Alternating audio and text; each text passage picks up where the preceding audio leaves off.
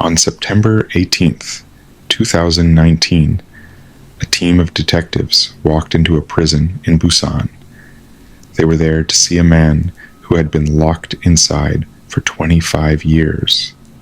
A man who had been sitting in a cell while the largest murder investigation in South Korean history burned through 2 million man-days of police work, 21,000 suspects, and 30 years of unanswered grief.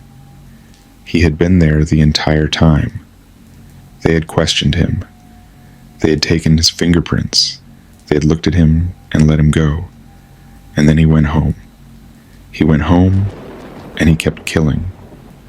His name was Lee Choon-jae, and for 30 years, the nation of South Korea knew him only as the Hwaseong Serial Killer. Hwaseong was a rural county in Gyeonggi Province, about an hour south of Seoul. Farming villages, rice paddies, dirt roads that turned to mud when it rained. Small communities where people left their doors unlocked, where everyone knew everyone, where a woman could walk home from a bus stop at dusk and feel safe. That ended on September 15th, 1986. Lee Wan-im was 71 years old. She had spent the day visiting her daughter and was walking home along a familiar path through the pasture land near Taeyeon-yup. She never arrived. 4 days later, a farmer found her body in a pasture. She had been strangled with her bare hands. There was no semen recovered, no weapon, no witness. Just a 71-year-old woman lying in the grass, and a community that told itself this was an isolated act. A robbery gone wrong, something that would never happen again. It happened again 5 weeks later. Park Hyun-suk was 25. She got off a bus in Songtan on the evening of October 20th, 1986, and disappeared. Her body was found 3 days later in a canal. She had been bound, gagged, and strangled. This time, the police began to see a shape in the darkness, something connecting the two deaths, but they could not yet name it. 2 months passed. On December 12th, Kwon Jung-bon, also 25, vanished in front of her own house. Her body would not be found for 4 months. When it was discovered on an embankment in April 1987, the pattern was undeniable. 3 women, all bound, all strangled, all within a 6-kilometer radius of Hwaseong.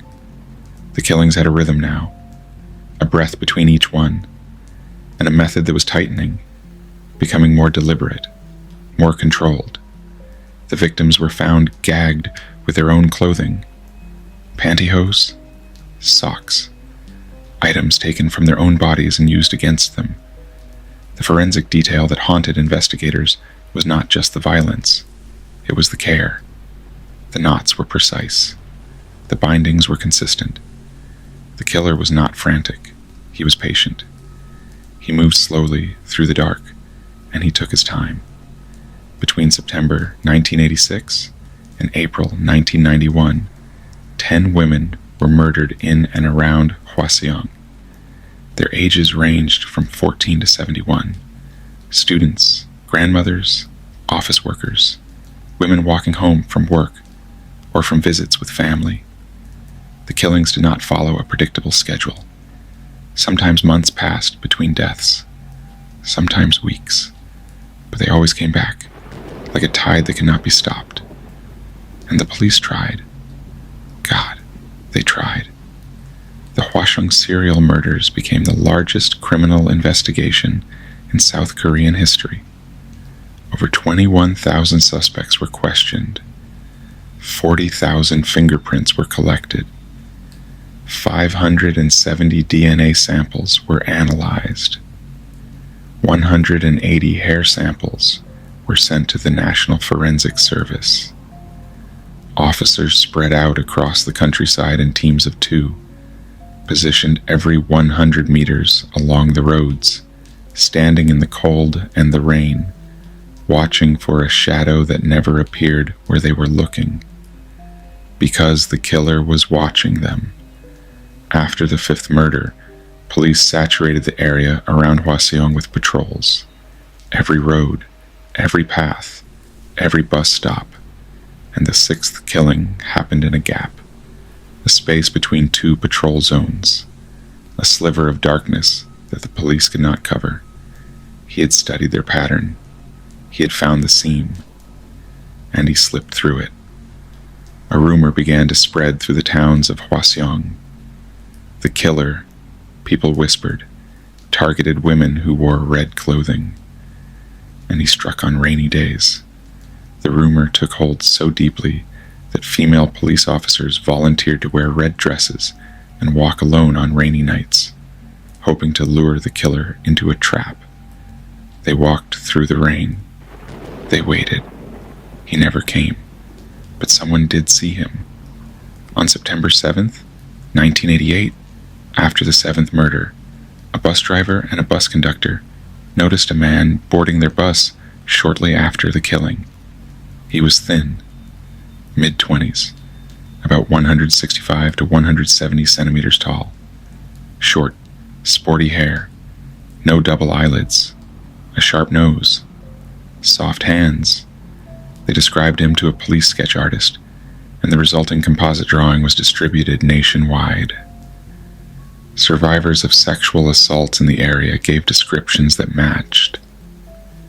The sketch was circulated on television, in newspapers, on posters pasted to telephone poles across Gyeonggi province. His face was everywhere and nowhere. The police also believed the killer had blood type B. This detail was broadcast publicly, used to narrow the suspect pool. It was wrong. Lee Choon-jae had blood type O. For 30 years, that single incorrect assumption screened him out of the investigation. A typing error, a forensic mistake, and 10 women paid for it with their lives. Now stop for a moment and consider what it means when an investigation this massive, this consuming, this desperate, cannot find a man who lives within its search radius. Lee Choon-jae was not hiding in another country. He was not a ghost. He was a local man, born in Hwaseong in 1963. He had graduated from high school there. He had served in the Republic of Korea Army as a tank driver. He was discharged in January 1986, 8 months before the first murder. He lived in the community. He walked the same roads. He was questioned during the investigation. His fingerprints were among the 40,000 taken, and he walked away because the profile did not fit, because the blood type was wrong, because in a pool of 21,000 suspects, a man who was quiet, who was polite, who kept to himself, who did not match the forensic assumptions, simply disappeared into the data. He was a file in a cabinet, a fingerprint card in a stack, a name that crossed a detective's desk and was filed without a second look. On July 27th, 1989, the investigation took its darkest turn. The eighth victim, 14-year-old Park Sang-hee, was found murdered. A 22-year-old man named Yoon Sung-yo was arrested. Under intense interrogation, Yoon confessed. He was sentenced to life imprisonment. The police declared the eighth murder a copycat crime, separate from the serial killings. Case closed. One killer caught. The community could breathe again. Except Yoon Sung-yo was innocent. His confession was extracted through torture. The forensic report matching his pubic hair to the scene was later found to have been falsified. He would spend 19 years in prison for a crime he did not commit. 19 years. While the real killer continued to live free. The murder stopped after April 1991. The 10th victim, Kwon Soon-sang, 69 years old, was found on a hillside, raped and strangled with pantyhose, and then silence. No 11th victim, no note, no explanation. The The killings simply ceased, as if the killer had decided he was finished, or as if something else had changed. Something had changed. In December 1993, Lee Choon-jae's wife left him. She had endured years of violent alcoholism, physical abuse, and terror. She took their son and she walked out. On January 13th, 1994, Lee invited his 18-year-old sister-in-law to his residence. He drugged her, he raped her, he killed her. And then, in a moment that reveals the architecture of his psychology, he went to his father-in-law's house and offered to help search for the missing girl. He joined the search. He knocked on doors. He played the role of the concerned family member while the body of a teenager lay in his home. He was arrested on January 18th, 1994. During questioning, he asked the investigators a question that should have echoed through every cold case file in the country. He asked, "How many years do you serve in prison for rape and murder?" He was sentenced to death in May 1994. The sentence was upheld in September. Then, in 1995, the Supreme Court of Korea reviewed the case and commuted his death sentence to life imprisonment with a possibility of parole after 20 years. He was sent to a prison in Busan, and there he sat, a man convicted of one murder, serving a life sentence, while 10 other murders in his hometown remained unsolved. While a film called Memories of Murder, released in 2003, turned his crimes into the most famous unsolved case in Korean cinematic history. While the statute of limitations ticked down, year by year, toward expiration, no one connected the man in cell number whatever in Busan to the Hwaseong serial murders. Not for 25 years. Not when the film reignited public interest in 2003. Not when the statute of limitations on the most recent victim expired on April 2nd, 2006. Not when the law was changed in 2007 to extend the limitation period to 25 years. Not when it was lifted entirely in 2015. Too late to apply retroactively. The breakthrough came from underwear, a single article of clothing preserved in evidence storage for 30 years. In 2019, forensic technicians extracted DNA from the underwear of one of the 10 original victims. The sample was run through a national database. It matched Lee Choon-jae. Further testing linked him to 4 additional murders, 5 DNA matches, 30 years after the fact. The man they had been looking for had been in prison since 1994. On October 2nd, 2019, Lee Choon-jae confessed, not to 10 murders, to 14. He admitted to all 10 Hwaseong serial killings, including the 8th murder for which Yoon Sung-yo had served 19 years. He confessed to 4 additional murders in Hwaseong and Cheongju that had never been attributed to him. And he confessed to more than 30 rapes and attempted rapes. 30.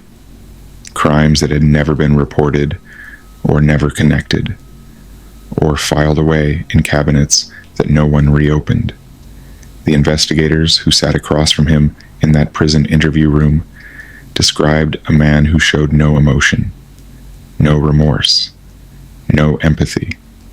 The provincial police chief stated that Lee displayed psychopathic tendencies, unable to empathize with the suffering of his victims, and that he continuously showed off his crimes during questioning. He described the murders with the same flat precision he had used to commit them. The knots, the bindings, the paths through the dark. He remembered details that only the killer could know, and he told them as if he were reading a grocery list. Here is where the story bends towards something worse than the killings. Lee Choon-jae could not be prosecuted for the Hwaseong serial murders. The statute of limitations had expired. He had confessed to 14 murders. DNA had confirmed his guilt. The families of 10 women had waited 30 years for an answer, and the legal system told them that the answer had arrived too late. He remained in prison only for the murder of his sister-in-law. The 10 women of Hwaseong received no trial, no conviction, no sentence, just a confession that the law cannot punish. But one thing could still be corrected. Yoon Sung-yo, the man who had spent 19 years in prison for a murder he did not commit, filed for a retrial in November 2019. In January 2020, the court accepted his plea. On November 2nd, 2020, Lee Choon-jae appeared in court as a witness. He stood before the judge and described the 8th murder in elaborate, coherent detail. The scene, the victim, the method. He confessed. And on December 17th, 2020, Yoon Sung-yo was acquitted. 19 years of his life, gone. A confession extracted through torture. A forensic report that was fabricated. An innocent man imprisoned while the killer sat in another prison.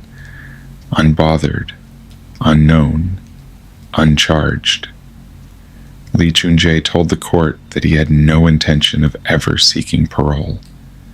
He said he did not want to face the public condemnation that would await him outside.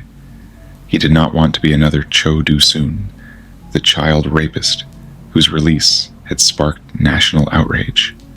So he stays in a cell in Busan, serving a life sentence for 1 murder, while 14 confessions and 30 rapes sit in a file that the law has closed. The largest investigation in Korean history. 2 million man days, 21,000 suspects, 40,000 fingerprints. And the answer was already in the building. He had been there the whole time. They just never looked at him twice.